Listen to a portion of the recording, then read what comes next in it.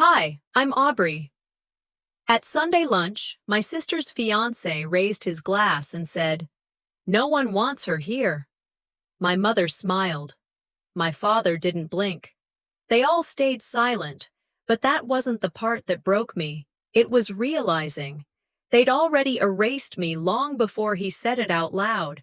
They used the system I built, lied on legal documents, and planned to gut the only room my grandmother left just for me. So I gave them what they deserved. But not with yelling, with proof. You want to know what happened next? You're not ready for it. The email wasn't even addressed to me. It was forwarded. No greeting, no "hope you're well." Just a string of copied text between my mother and Marjorie, casually looping me in with a line that read, "Let's confirm the reservation for 11. Should be everyone. I guess include Aubrey too." There was no malice in it. That's what made it worse. They didn't even think I'd care. I stared at it for a while. I'd skipped the last two family gatherings, one due to work, the other because I simply couldn't sit through another meal where I felt like the chair was more acknowledged than I was. Still, something in me pressed reply. I'll be there. Not because I wanted to, because not showing up gave them a new angle. You stay polite. You keep the peace, even if it costs your place. I didn't pick anything new to wear. Just a plain navy blouse, flats, and my hair pulled back. Simple, presentable, invisible. I wasn't dressing for attention. I was dressing for non-notice. Maison Beau sat on the edge of downtown Asheville, polished brick and black trim, the kind of place where people made eye contact just long enough to confirm they were better than you. I arrived 15 minutes early, force of habit, and gave my last name to the hostess. She looked confused. "I don't see a date on here. You're with the Hale party?" "Yes," I said quietly. "I'm Aubrey." "Oh," she said, eyes flicking down to the list again. "They've already arrived. If you'll wait here." She gestured to a corner near the host stand, next to a display of branded champagne bottles. The space smelled like lemon oil and disappointment. 5 minutes later, I was led to the table. Everyone else was already seated, laughing. There were 9 of them: my mother, Lorraine, my father, Wallace, Marjorie, radiant in cream silk, and Preston, all sharp cuffs and expensive cologne. A couple cousins, their spouses, all smiling, all basking in the early brunch sun. They'd left one seat open, on the far end, near the hallway that led to the kitchen. I took it without a word. The server came over. A new girl, maybe 20, barely hiding her nerves. She looked at me and said, "You're with catering, right?" I blinked. "No," I said calmly. "I'm a guest." "Oh, sorry," she muttered, cheeks flushing. She didn't look at me again the rest of the meal. Southern charm can cut deeper than truth. Lorraine was mid-story, laughing, hands gesturing. She didn't pause to greet me. Wallace glanced over, nodded once, then returned to his phone. Marjorie leaned into Preston as if I hadn't just sat down. I scanned the table, noting the layout like I always did. Who was seated closest to Lorraine? Preston. Who was pouring mimosas? Marjorie. Who got the biggest laugh? Preston, again. I was background, like the piano music playing softly in the restaurant. There, but not heard. No one asked me what I'd been working on, though they knew my job had just hit a major milestone. I'd secured a contract with a banking firm to implement a fraud detection system. But that wasn't something you could bring up over crab cakes and avocado toast without sounding like you were showing off. And no one ever accused Preston of that, though every sentence he said was a resume. He reached across the table and handed Marjorie a mimosa. "This one's for you," he said. "But if Aubrey wants the last one, she can have it, right?" I smiled, but not at him. The last one. Always the last. "It's fine," I said. "Coffee's enough." Lorraine caught the server's eye. "She'll have the usual. Black coffee, no cream." The girl nodded. "Actually," I interjected, "hot tea." Jasmine, if you have it. A pause, the kind where the air doesn't quite move. The server scribbled, nodded again, and disappeared. You've always been particular, Lorraine said, sipping her own drink. Nothing wrong with tradition, though. The tea never came. They brought coffee. I drank it anyway. The difference between politeness and power is whether you're allowed to choose. As the entrees arrived, a cousin leaned over to look at the place cards. Hey, who's missing? We had 10, right? Everyone looked around. Aubrey. They looked at me. Oh, someone said. I thought you were already here. My card wasn't like theirs. Not gold foil, not calligraphy. Mine was a napkin, a corner of it torn off. Aubrey, written in blue pen. I folded it gently, slipped it into my purse, kept talking like nothing happened. It wasn't the name they forgot. It was the space I never filled. The table looked like something out of a magazine spread, crisp linen, gold-rimmed glassware, flower arrangements just wild enough to seem effortless. Everyone had a name card in delicate script, thick with embossed edges. Everyone but me. Mine was scribbled in blue ink on the corner of a folded napkin. And not even folded well. I didn't say anything. I didn't need to. I folded it into a tight square, slipped it into my purse like a receipt I didn't want to be reminded of but couldn't throw away just yet. Lorraine glanced over, made a half-apologetic shrug. I thought we had someone fix that, she said, already turning her attention back to Preston, who was recounting something about a board he'd just been invited to join. You forget things you don't value. You forget people the same way. I didn't forget. Not back when I was pitching solutions to executives and my name was on every slide deck. Not when I ran those 2 a.m. tests on a new prototype while they were asleep in their curated piece. But here, with my name hand-scrawled on disposable cloth, I was nobody. That napkin sat on the table like a whisper no one wanted to hear. I didn't touch it again. They had their conversations about a new investment in Wilmington, a contractor who underdelivered, a fundraising gala Marjorie was planning. I sat between the noise, hearing everything, included in nothing. Wallace's friend, the one from out of state, leaned in and said, You must be so proud of what they're doing with the family office. Preston's made that thing shine. I looked at him, then at Preston, who smiled as if modesty might suit him for a minute. Just glad to bring structure, Preston said. We streamlined the old system, tightened the flow.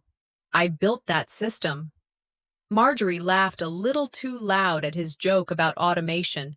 Let the tech handle it, right? That's what it's for. She didn't look at me. None of them did.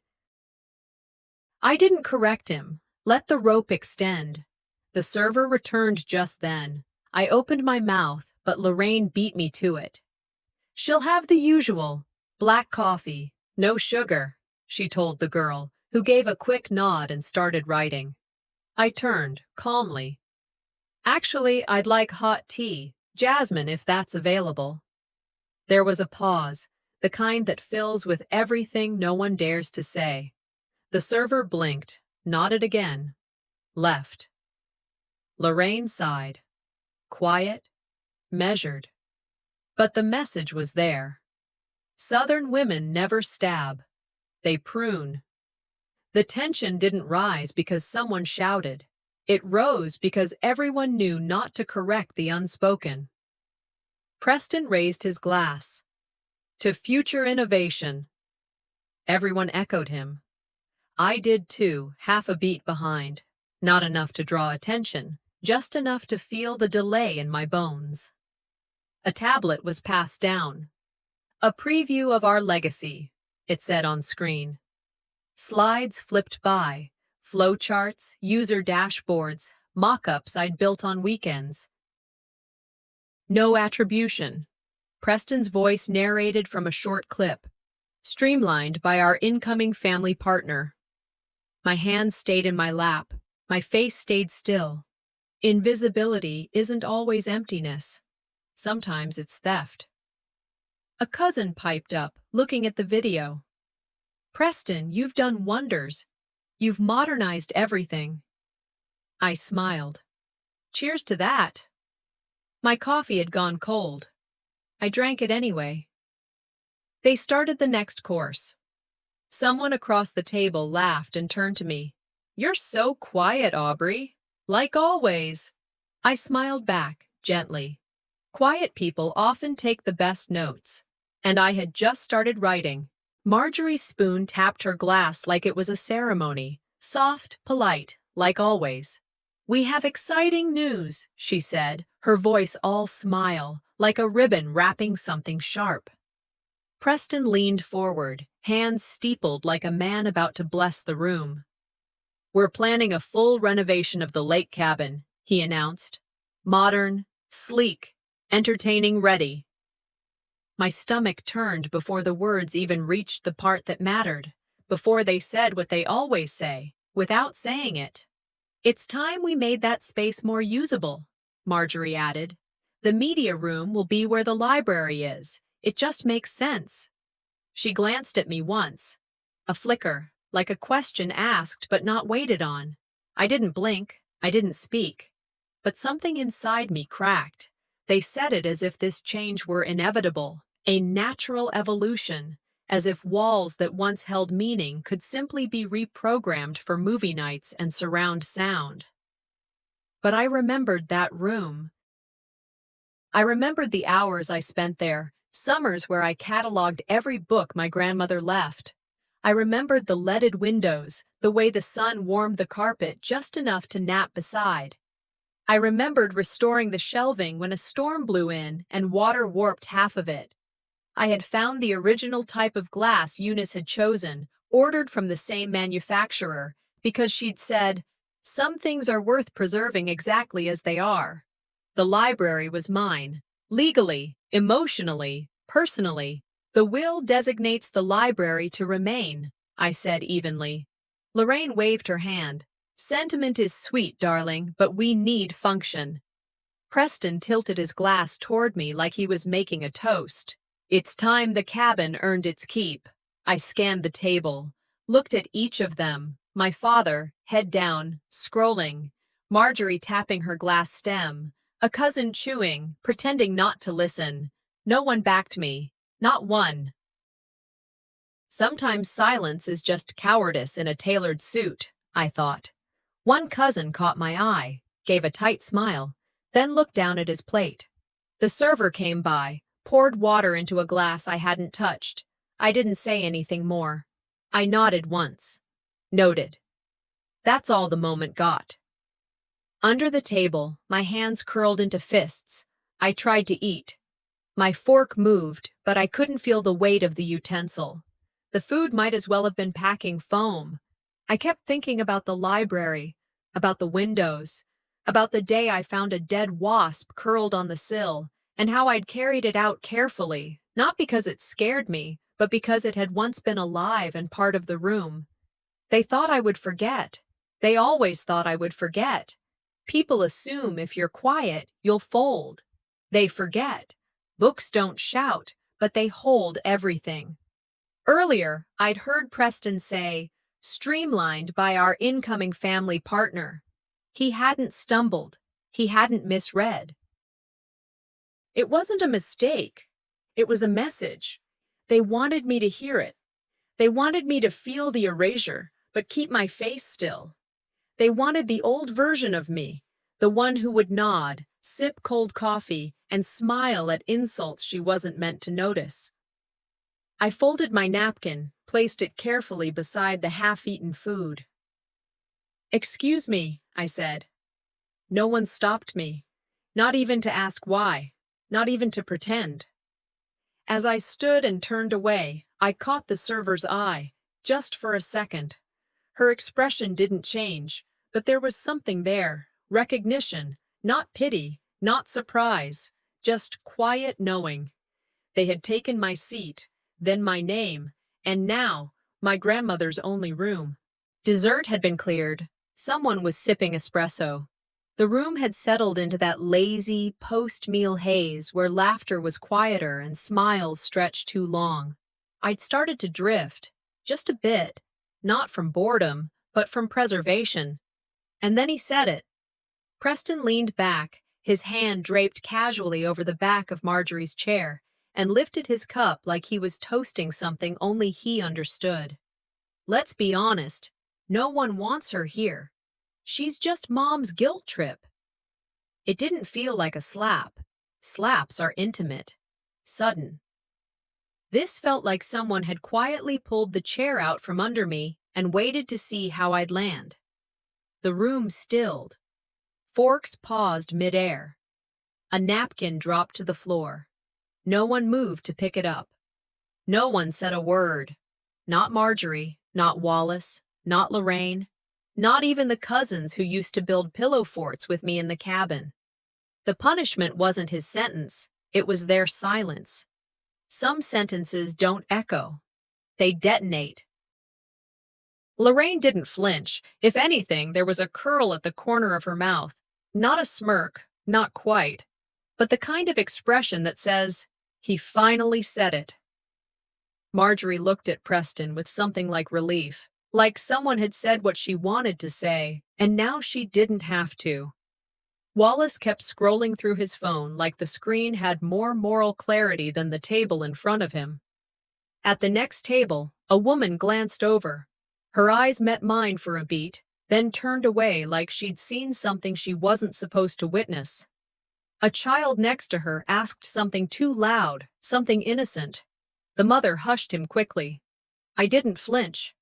I finished the last sip of my now cold coffee, set the cup down, folded my napkin with precision, as if folding that square was the most important job I'd had all year. Humiliation isn't loud, it's surgical. The chair scraped softly as I stood. Not rushed, not theatrical, just final.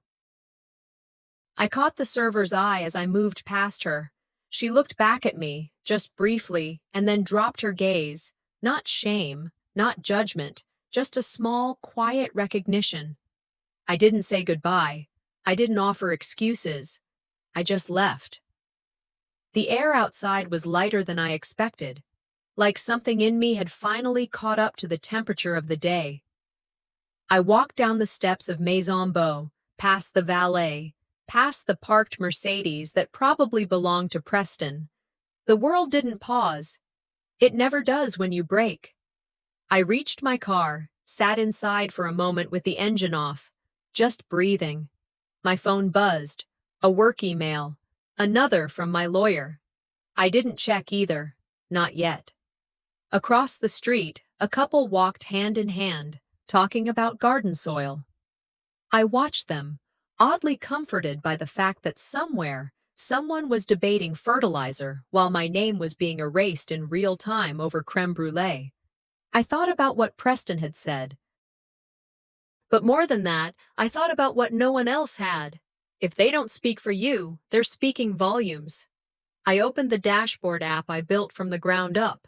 The one that gave them autopay, analytics, alerts they never thanked me for understanding. One by one, I logged them out. Preston, Wallace, Lorraine, Marjorie, the backup accounts, the extra logins, the shared access points. Every user with my last name, except me. Maison Beau glowed behind me as I pulled out into the road. The building looked beautiful. It always did. Funny how a table can feed everyone but starve the one who built the floor. When I walked into the apartment, it didn't feel like home anymore. It felt like prep. The kind of quiet you get before a storm, only this time, I was the one gathering the clouds. I slipped off my earrings, one, then the other. They clinked gently onto the ceramic tray by the door. I didn't do it like someone settling in. I did it like someone shedding a name tag at the end of a shift she never agreed to. The tablet was still open where I'd left it that morning, the dashboard glowing softly in the dim of the afternoon light bleeding through the blinds. Still logged in, still live, like it had been waiting. I sat down, straightened my back. Pulled up the master permissions log. 5 names. 4 active. Mine wasn't one of them. I clicked Trace Activity and leaned back, exhaling like a diver preparing to descend. Scrolling through the logs felt less like discovery and more like confirmation. I already knew. Monthly consulting invoices sent to a company I'd never approved. One Preston had whispered about once, casually, as if he was just advising some friends. Only those friends didn't exist. The address on the invoice led to a P.O. box registered 3 towns over, and the transfers were rounded. Neat, discreet. The funds weren't small. They weren't big enough to raise alarms either. Maintenance budgets repurposed for prepaid travel. Client meetings that matched the exact time of ATM withdrawals in Atlantic City. They trusted I'd never look. And for too long I didn't. There was a file trail. The metadata clean. But to someone like me, metadata is a conversation. And this one was screaming. I clipped the logs. Screen recorded everything, annotated with dates, usernames, transfer notes, cross-referenced calendar invites and bank alerts. Then dumped it into an encrypted drive labeled Family Cleanup, Final. I felt foolish, not for what I'd missed, but for expecting someone to say thank you instead of taking what I built and stamping someone else's name on it. Then I opened the scan of the cabin's will. I'd read it before, of course. My grandmother's script was careful, looped with intent, but this wasn't her copy. This was the version submitted to the county, legally binding, at least on paper. One clause was missing.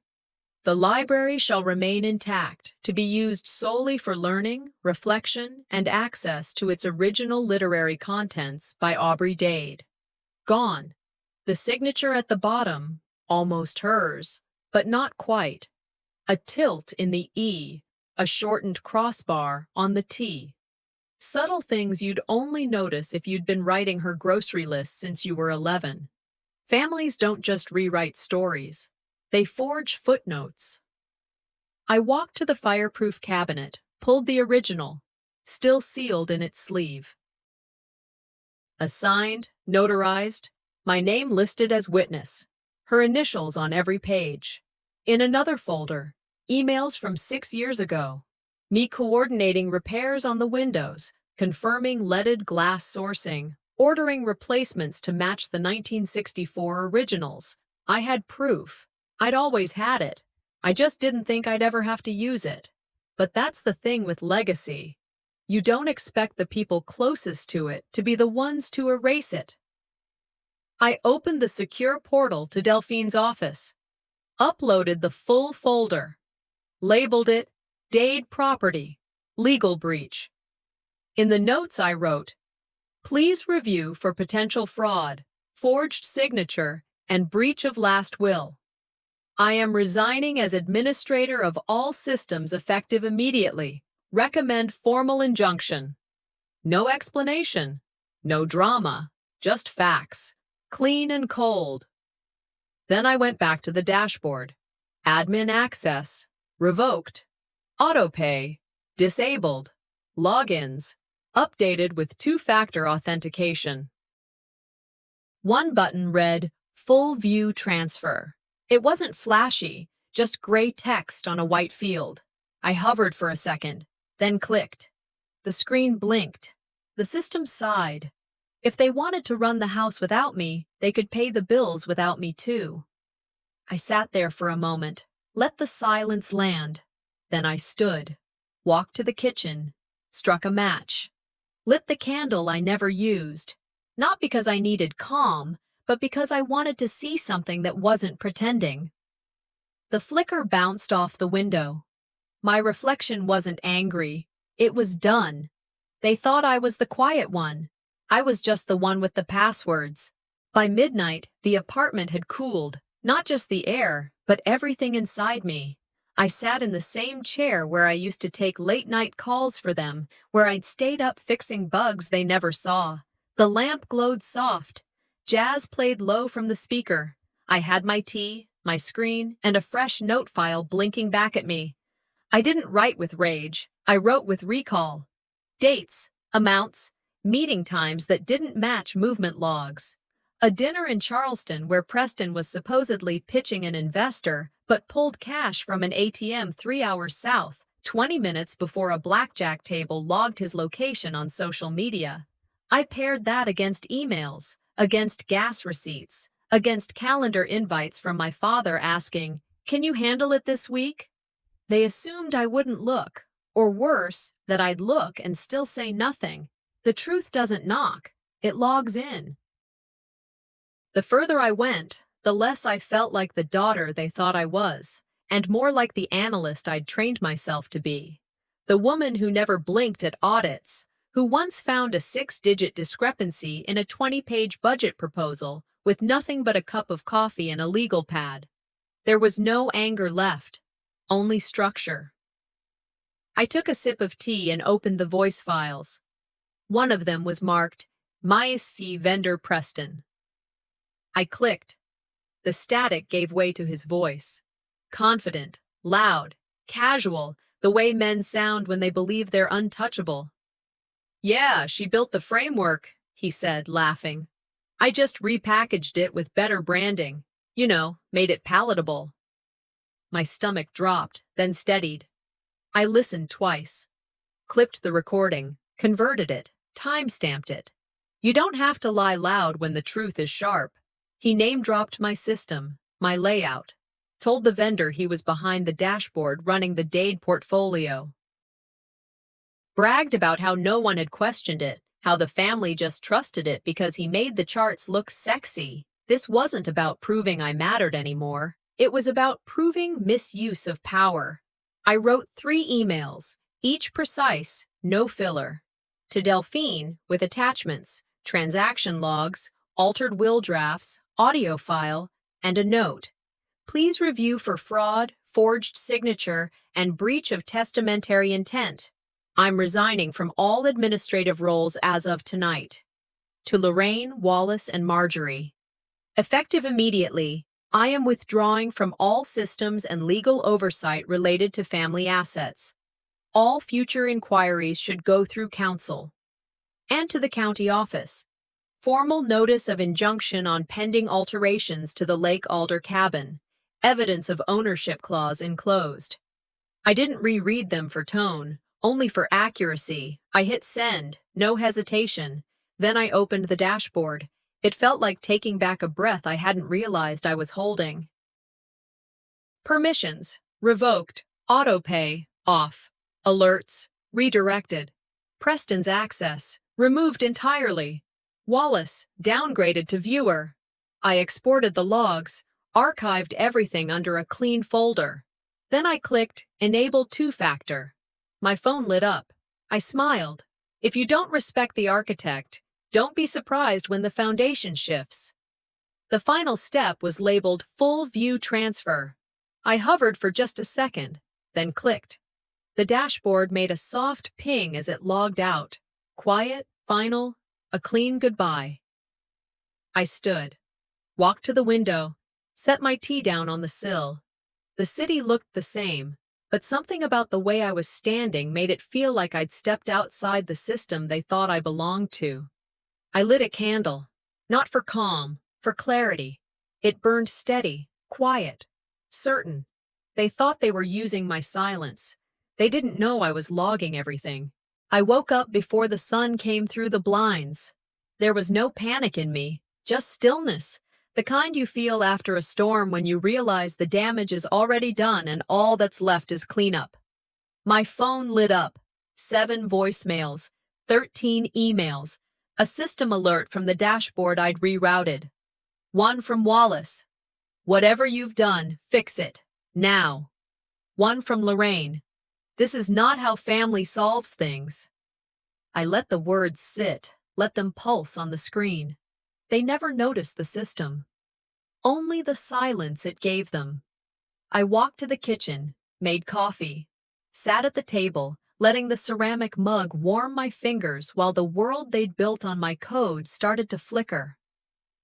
A news alert popped up next. One of their properties, scheduled for auction next week, had been postponed. Due to internal administrative discrepancies, it said. I didn't smile, I just kept sipping. Around mid-morning, I got another ping. This one wasn't digital. It came from a voicemail, accidental, half-muffled, Lorraine, at a boutique trying to make a purchase. Try it again, she was saying. Her voice sharp, controlled. That's not possible. Run it again. The clerk apologized. A second attempt. Declined. Do you know who I am? Lorraine asked. Click. I replayed it twice. Shame echoes louder when you're not supposed to feel it. A few hours later, a friend of the family posted a story, a quiet snapshot of Lorraine at that same boutique. The caption, Yikes. I saved it, not for revenge, for documentation. By afternoon, they shifted tactics. Wallace called again. This is hurting everyone, he said. You're smarter than this. Smarter than what? Than telling the truth?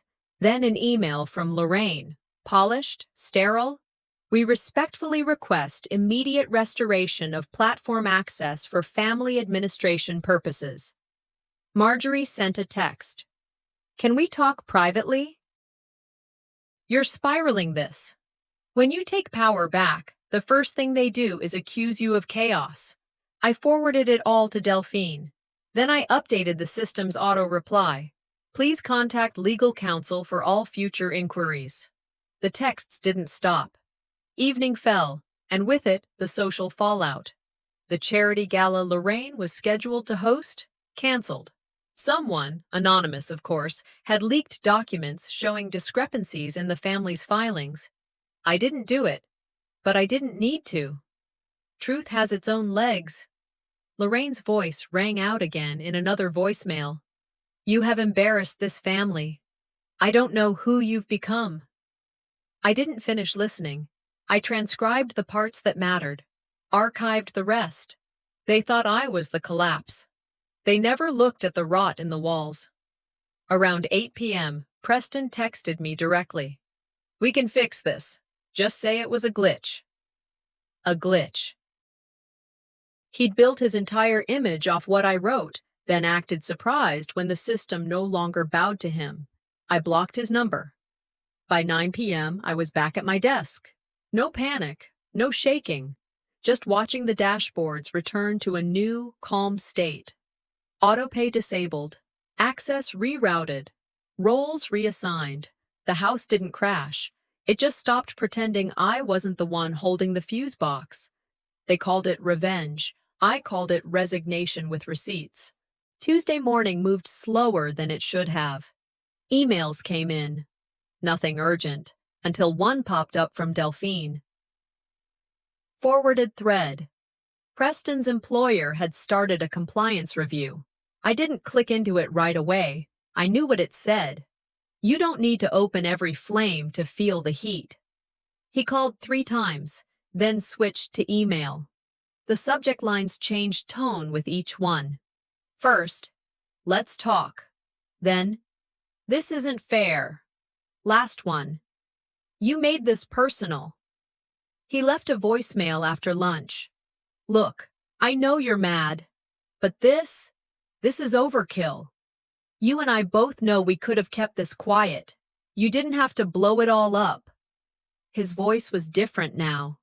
Tense, but hollow.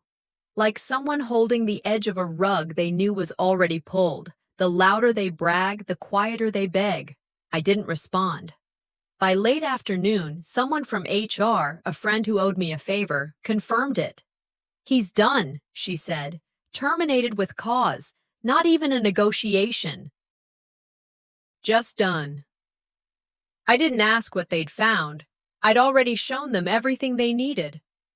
Around 6 o'clock p.m., my phone rang again. Unknown number. I almost let it go to voicemail, but something in me answered. Hello? Aubrey? Marjorie's voice, crying, angry, wobbly. You destroyed my life. I stayed quiet. You don't even care, do you? she said, her voice cracking. Everything, everything I built with him. I didn't destroy anything, I said. I just stopped hiding what you refused to see. There was a pause. Then the avalanche came. You always hated me. You never wanted me to be happy. You sabotaged this whole thing because you were jealous, because you couldn't stand that he picked me. You're toxic, Aubrey. You've always been that way. I didn't argue. Let her spiral. Guilt always yells when it's cornered. But then she said something that landed like a brick through my ribs. He was my chance at normal. I didn't say anything right away. After the call ended, she hung up, not me. I sat at the desk and opened the file I hadn't touched since last year. Date Legacy, Foundation Proposal. Preston's name was listed as co-founder, Marjorie's listed as project lead. Mine. Nowhere. I'd saved that file, not to hold over anyone's head, but because my name used to be on it, I still had the earlier version. He didn't want to build something with her. He wanted to build himself on her. Delphine emailed again that evening.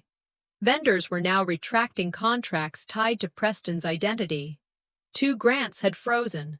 One sponsor wanted a public audit before continuing. A headline was already drafted in a local business blog. Rising consultant falls after financial discrepancies surface. I didn't forward it. Didn't need to. He tried one last time, a now deleted Instagram story, black and white photo, balcony. He was turned away from the camera. The caption read, "Sometimes the right path feels like loss." Comments rolled in. Some were sympathetic. "Stay strong, King." Some weren't. "Don't build on stolen scaffolding next time." Later that night, a journalist messaged me directly. "Would you like to comment and set the record straight?" I typed one sentence to Delphine. "No press, just resolution." You don't need to win headlines when you already closed the book. I shut the laptop, let the dark settle around me, sat on the balcony, jasmine tea in one hand, not for comfort, for control. I thought about that brunch table, that damn library, the way they all sat quiet when I said I wanted it preserved. They called me the problem, but I was the scaffolding. The air near Lake Henley always smelled like pine needles and memory, sharp but clean.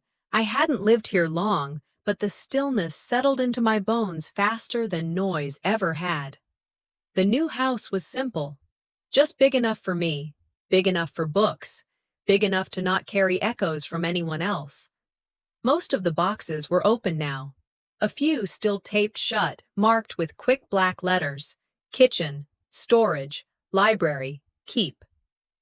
That last one sat beside a half-assembled shelf, a stack of titles I'd once saved from being tossed, some with my grandmother's handwriting in the margins, waited for me to find them space again. I pulled out the old cabin floor plans, held them flat on the counter. My thumb pressed the corner where the library had been. Not anymore. I folded the plans slowly, neatly, tucked them into a manila envelope and filed them away. They took the room, but not the reason it existed. I set her framed quote on the shelf last.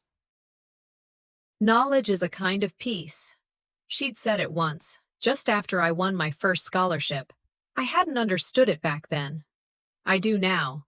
And on the counter, next to a mug that wasn't anyone's but mine, sat a napkin, folded into the shape of a swan.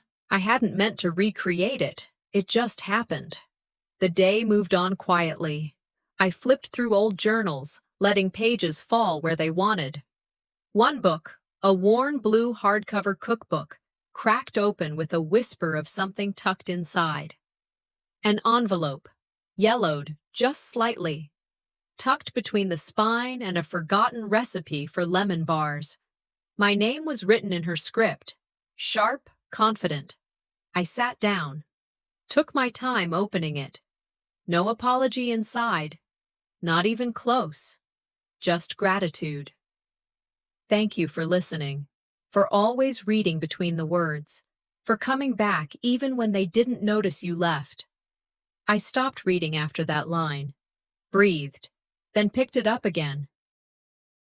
One day, you'll know when to stop preserving and start living. I read that line 3 more times. It didn't feel like closure. It felt like permission. By mid-afternoon, Delphine called. The injunction on the cabin was final. Marjorie and Lorraine had agreed to a partial buyout. It wasn't public, but it was binding. Clean. Preston had been scrubbed from every contract. His name flagged in 2 internal audits. No one said fraud out loud, but it hung there. Silent, heavy. Wallace didn't call.